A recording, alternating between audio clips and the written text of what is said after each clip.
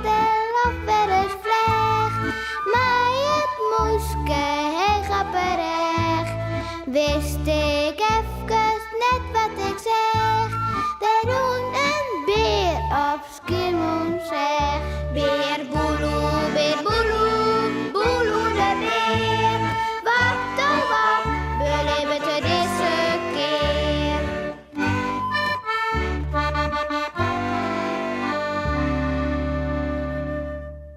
Bang?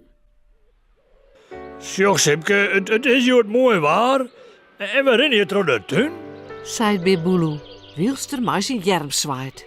Ja, dat zorg ik wel vanzelf. Laat het Sipke. Maar wat bedoelt nou correct, Beerboeloe? Waar was hinnen, bedoel ik? Nou, maar je voorstellen dat het niks aan maar oorswijze koers, Sipke. Stel je voor dat het nou bij gelijkje hier heel zuster worden zou. Oh ja, dat is wel heel zuster, Beerboeloe.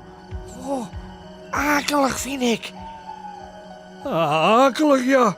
Oh, vreselijk, Sipke.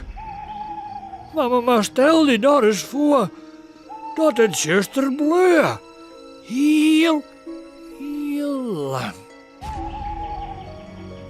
Ah, jakkes, nee hè. Dat vind ik niet hoor. Bah. Ja, ik vind het ook niet hoor, Sipke. Maar ja, wat moeten wij doen? Ik kan net wat aardigs voorstellen. Dadelijk krijgen ik nog tonger. Sipke had het nog net zijn, of? Oh, help, Sipke! Ja, help, Beerboeloe. We moeten zien dat we hier komen. Gauw, voort. De bisten rennen ze hut als ze kunnen voort. Onder de grauwe wolken terug. Kom op, Sipke. Je wordt het al wat jachter, Sjosbol. Maar nou wel terugrennen, want anders begint het dadelijk zich nog te hagelen. Ja, En Beer Boeloe had het nog net zijn, of? Au. au, au. Dat nog, zie je, zou beholen. En sjuggers naar Sipke. Maar dan zei Beer Boeloe. Nou, het mag mij nou wel weer ophouden, ja. Let het nou maar bedroeg wezen. Kom op, Sipke. Dan gaan we nou naar huis om een lekker kopje thee.